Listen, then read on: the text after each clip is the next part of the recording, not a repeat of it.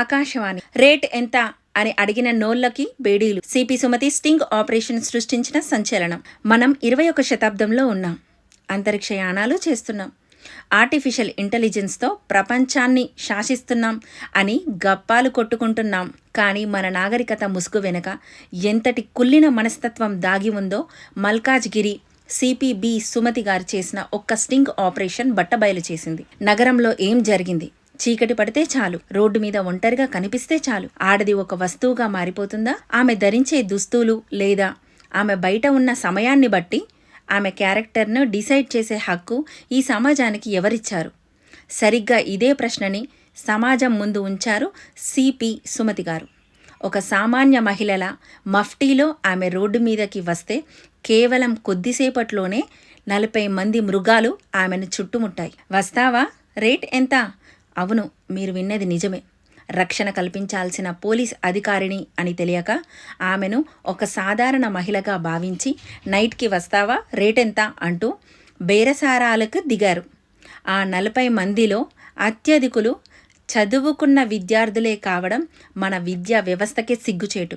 ఒకరు కాదు, ఇద్దరు కాదు, విడివిడిగా వచ్చిన వివిధ బ్యాచ్లు కూడా ఇదే వికృత శాస్త్రాలకి పాల్పడ్డాయి. అంటే మన యువత మెదల్లో టాక్సిక్ మ్యాస్కులినిటీ ఎంతలా విషం చిమ్ముతుందో అర్థం చేసుకోవచ్చు. నేరస్తుల మనస్తత్వం, వేటగాళ్ల గుంపు, ఒక్కడున్నాడన్నప్పుడు భయపడే పిరికి పందలు తోడుగా మరో స్నేహితుడిని ఉండగానే మృగాలుగా మారిపోతున్నారు. రాత్రివేళ ఒంటరి మహిళ కనిపిస్తే ఆమెను వేధించడం తమ హక్కు అన్నట్లుగా వ్యవహరిస్తున్నారు.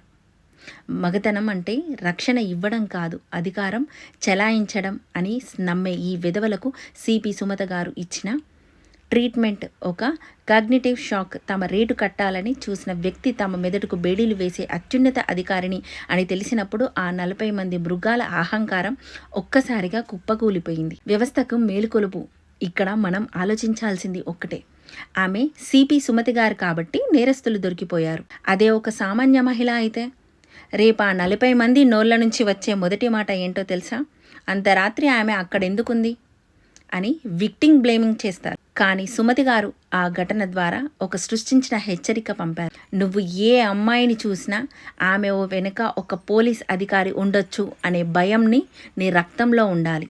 శిక్షల వల్ల నేరస్తులు భయపడవచ్చు, కానీ నేరం పుట్టకుండా ఉండాలంటే సంస్కారం ఇంట్లోనే మొదలవ్వాలి. మీ అబ్బాయిలను మనుషులుగా పెంచుతున్నారా లేక ఆడవారిని వస్తువులుగా చూసే మృగాలుగా మారుస్తున్నారా అని ప్రతి తల్లిదండ్రులు తెలుసుకోవాల్సిన, పునరాలోచించుకోవాల్సిన సమయం కూడా ఆసన్నమైంది. గౌరవం లేని చోట భయం ఉండాల్సిందే.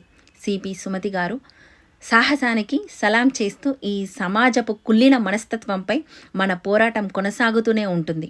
యువత మారితేనే సమాజం చాలా బాగుంటుంది అనే మెసేజ్ని మేడం మనకిచ్చినట్లుగానే ఇలాంటి మరిన్ని సందేశాల కోసం మీ ముందు తీసుకొస్తున్న మీ ఆకాశవాణి జాను.